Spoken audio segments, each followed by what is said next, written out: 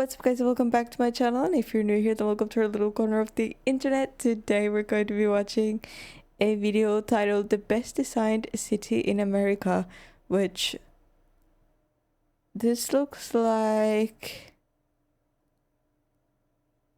New York? It's not New York. Clearly it's not New York. I don't know what that is, but let's see what this video is about. Few cities in the world protect their waterfront like Chicago. Almost 30 miles of parks and trails with nothing private to block the view. Chicago? Did we not just watch a video about Chicago and how Englewood was getting destroyed bit by bit in Chicago? Okay. In every other major American city, the waterfront got sold off decades ago to the highest bidder. Developers carved up the coastline and blocked it behind gates and buildings. But in Chicago, someone decided the lakefront belonged to everyone, and that decision stuck for over a century. Chicago is massive, home to nearly 3 million people in the city proper, and almost 10 million in— That's pretty. Kind of looks like Finland. I'm kidding. It does look very modern here at the front, but the way I'm saying it kind of looks like Finland is because Helsinki also has the Ferris wheel. Is that called a Ferris wheel? Probably not. But Finland does have one of those. But I really like the modern design. In the surrounding metro area. And yet, you can navigate the entire city by just counting blocks because the street grid is so organized that addresses tell you exactly where everything is. So how did this happen? How did one city manage to get so many things right while almost every other major American city got them wrong? What makes Chicago so radically different? To uncover what makes Chicago so special, you have to go back to the 19th century.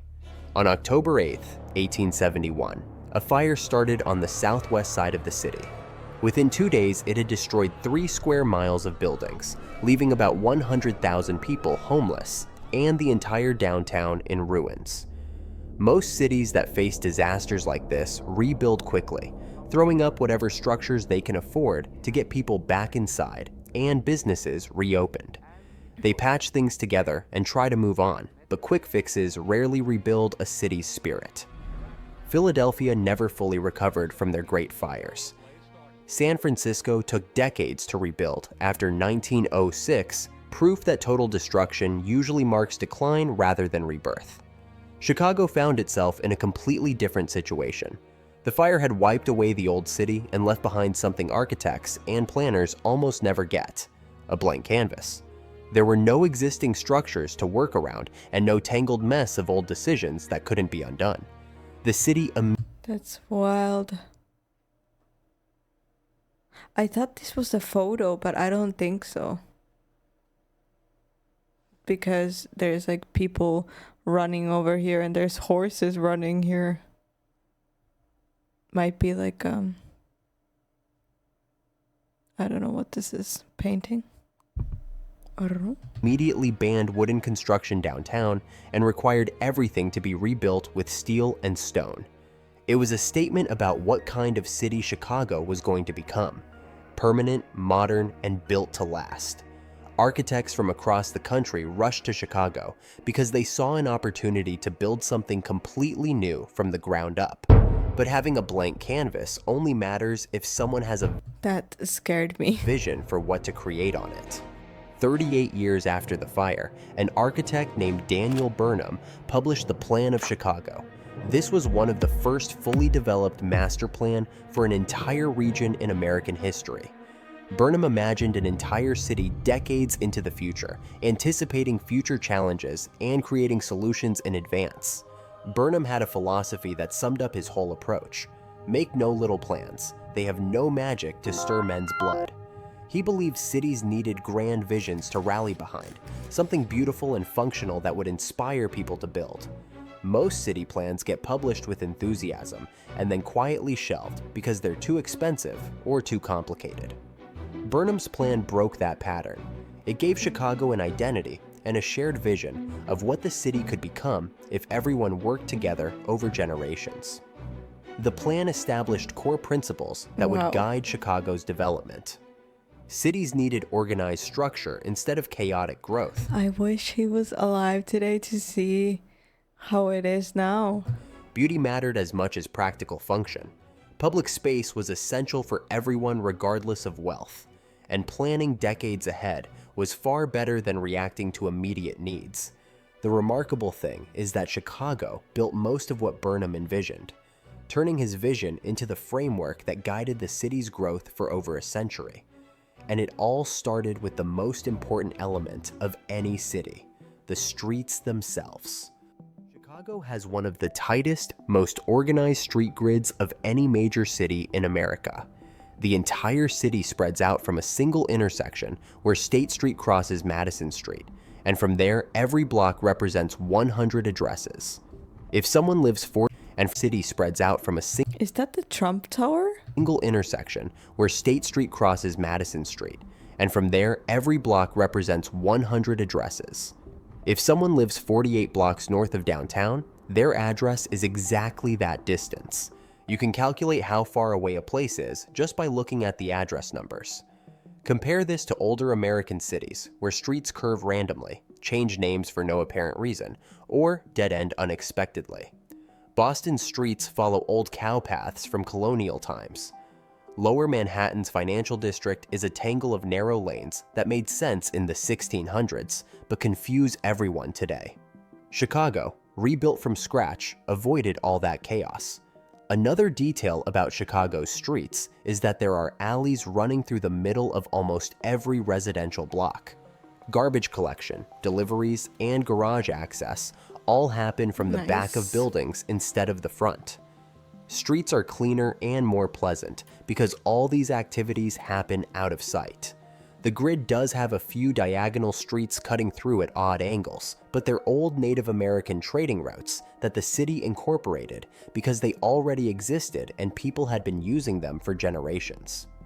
So, a perfectly organized street grid may make navigation intuitive and transit efficient, but even that couldn't contain a city growing this fast, so Chicago built upward. After the fire, Chicago became the birthplace of the modern skyscraper. Before Chicago's architects started experimenting, tall buildings faced a significant limitation. Walls had to hold up all the weight. Building 10 stories high using traditional masonry meant ground floor walls had to be so thick that interior space became almost useless. The taller you One of my biggest fears is literally that like the apartment complex or like the building would just, you know? Apparently it's the safest to be in the most highest apartment because then you kind of slide on top of the other apartments. I would be messed up because I'm like in the middle-ish of the building, so I would get squished, and the people that are the lowest may be able to evacuate, but would be squished too. Just by the way. built, the thicker the walls needed to be, which defeated the entire purpose. Chicago architects solved this with a simple but radical idea, using a steel frame as the building's skeleton. Walls could now serve as protective shells instead of load-bearing structures, and buildings could rise much higher while maintaining useful interior space on every floor. In 1885, the home insurance building was completed using this method, and it's widely considered the world's first true skyscraper. The innovation spread worldwide because it solved a universal problem every growing city faced. Nearly every tall building constructed today uses some version of the steel frame method that Chicago pioneered. The city invented the modern way of building upward. The 1893 World's Fair showcased Chicago's architectural innovations to an international audience and established the I just got a déjà vu of sitting here. Odd. city's reputation for pushing boundaries in urban design. Yet even as Chicago was building higher than ever before, some of the most important decisions involved what the city refused to build on. Daniel Burnham had one priority that mattered more than anything else in his plan: protecting the lakefront from private development. He believed Lake Michigan's shoreline was Chicago's greatest natural asset, and that it belonged to everyone, not just wealthy property owners. In most American cities, the most valuable land near water got sold off to private interests. New York built a wall of piers and warehouses along its waterfront. Miami Beach lined its oceanfront with luxury hotels and Wow, is that what Miami looks like? Wow. Wow. That is really, really cool. What is the middle part like a lake, or does it go into the ocean as well? Wow. That's so sick. exclusive condos. Even where beaches technically remained public, like in Los Angeles, development blocked access and limited parking made it difficult for And Los Angeles looks very flat.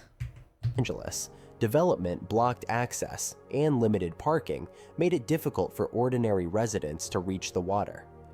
Through Burnham's vision and decades of civic legal battles, Chicago locked in its lakefront as permanent public space.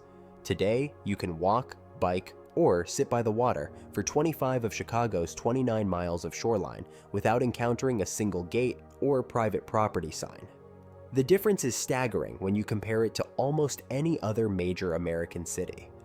The Chicago River received similar treatment over decades, transforming from an industrial channel lined with warehouses into a public promenade where people could enjoy being near the water. The city adopted Urbs in Horto as its motto, meaning city in a garden. And this slogan shaped priorities and development decisions for generations. Still, beautiful public spaces only matter if people can reach them. And this is where Chicago's timing gave it another critical advantage. Chicago's layout was established long before cars dominated American life, and this gave the city an enormous advantage. The street grid, downtown density, and public transit system were all designed when people moved around by walking, streetcars, and trains.